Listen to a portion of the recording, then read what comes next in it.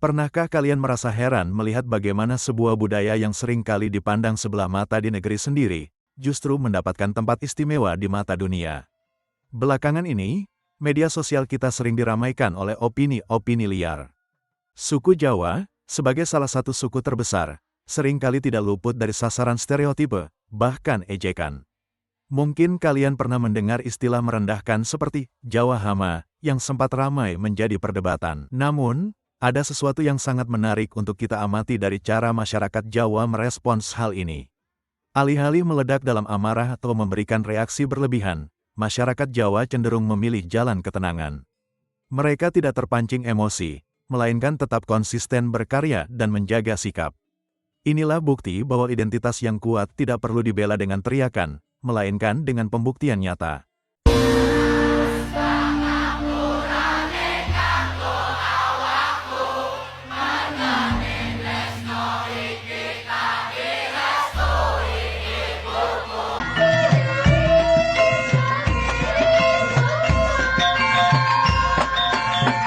Dan lihatlah apa yang terjadi sekarang.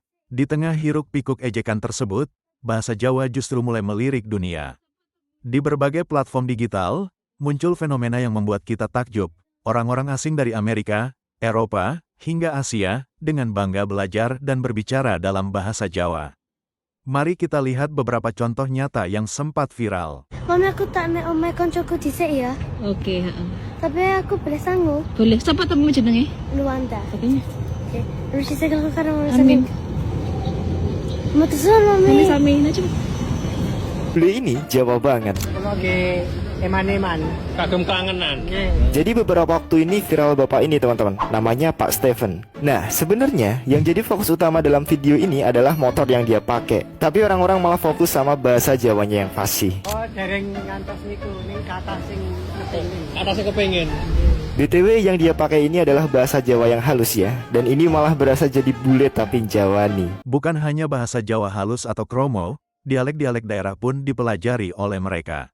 Kita melihat bagaimana ada orang asing yang sangat akrab dengan logat Surabayaan, bahkan sampai tahu istilah eman-eman atau rungkat. Ada juga interaksi menarik saat seorang bule menyapa dengan sugeng enjang, selamat pagi, atau mengucapkan matur nuwun, terima kasih, dengan pelafalan yang hampir sempurna.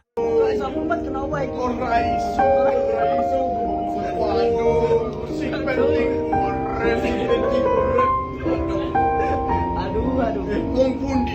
Kula wong Jogja. Wong Jogja. Arek-arek Surabaya. Jawabane kira ora mikir iki wong Jawa. Asli Surabaya. This one said something Russian.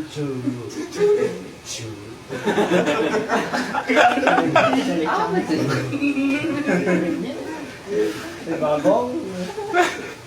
Ada ke orang bagong. Mister Ju. Turu. Aduh. Ini apa kah? Juru. Saya juga.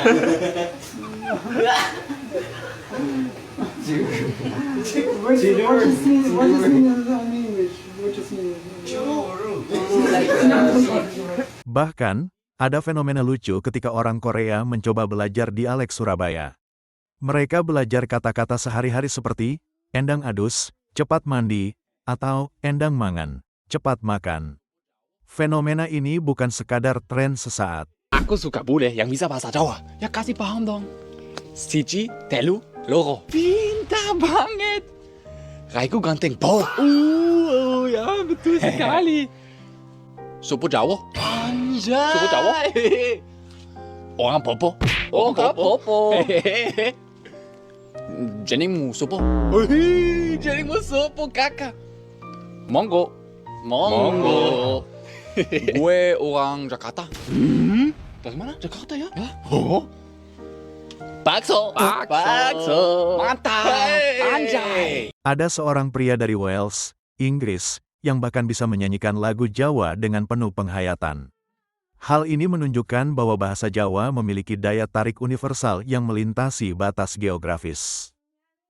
Rungkat, mungkin Aku terlalu cinta, aku terlalu sayang nganti lak rasa dilarani.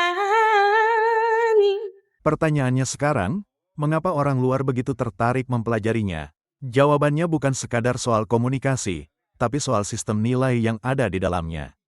Bahasa Jawa bukan hanya bahasa daerah biasa. Di dalamnya terkandung filosofi tentang bagaimana manusia seharusnya bersikap. Bahasa ini mengajarkan tentang kapan harus merendah. Melalui tingkatan bahasa, seseorang belajar untuk memposisikan dirinya dengan tepat di depan orang lain. Menghormati orang lain, pilihan kata dalam bahasa Jawa mencerminkan tingkat penghormatan yang sangat dalam terhadap lawan bicara.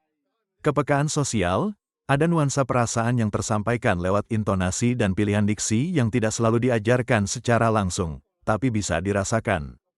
Bagi sebagian orang asing, belajar bahasa Jawa adalah cara mereka untuk memahami cara berpikir dan cara menjadi manusia yang lebih halus dalam bersikap. Ini adalah sebuah perjalanan spiritual dan budaya untuk menghargai sesama manusia lewat tutur kata yang santun. Tentu saja, belajar bahasa Jawa bukan tanpa tantangan. Bahkan bagi orang Indonesia non-Jawa sekalipun, bahasa ini bisa terasa sangat membingungkan. Salah satu yang sering membuat orang garuk-garuk kepala adalah sistem penomoran. Mengapa angka 21 disebut selikur, bukan loro puluh siji?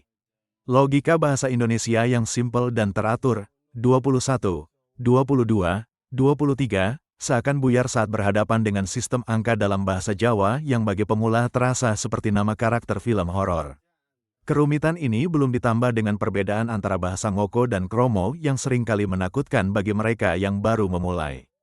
Namun, di balik kerumitan itu, tersimpan kekayaan budaya yang sangat besar.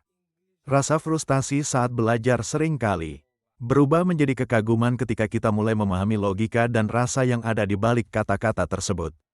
Pada akhirnya, apa yang dulu mungkin diremehkan atau diejek, kini perlahan mulai dihormati dunia. Bukan karena dipaksakan melalui kampanye besar-besaran, tapi karena nilai-nilai yang ada di dalamnya memang pantas untuk dihargai. Bahasa Jawa mengajarkan kita bahwa suara yang paling keras bukanlah yang akan bertahan paling lama. Melainkan, nilai yang paling dalam dan kesederhanaan yang bermaknalah yang akan terus hidup. Hari ini, bahasa Jawa berbicara di panggung dunia dengan caranya sendiri yang tenang namun penuh arti. Bagaimana menurut kalian? Apakah kalian juga merasa bangga dengan kekayaan budaya kita ini? Atau mungkin kalian punya pengalaman unik saat belajar bahasa Jawa? Tuliskan pendapat kalian di kolom komentar. Jangan lupa untuk terus melestarikan warisan budaya kita. Sampai jumpa di video berikutnya. Iku lek wong Jawa ngakune umur sakjane padahal tanggalnya gak tahu persis kan. Oh iya, iki Aku swidak 8. podo persis. Jadi umurnya berapa? Ya ayo dihitung dhewe lah. Enggak lah, 58. 58.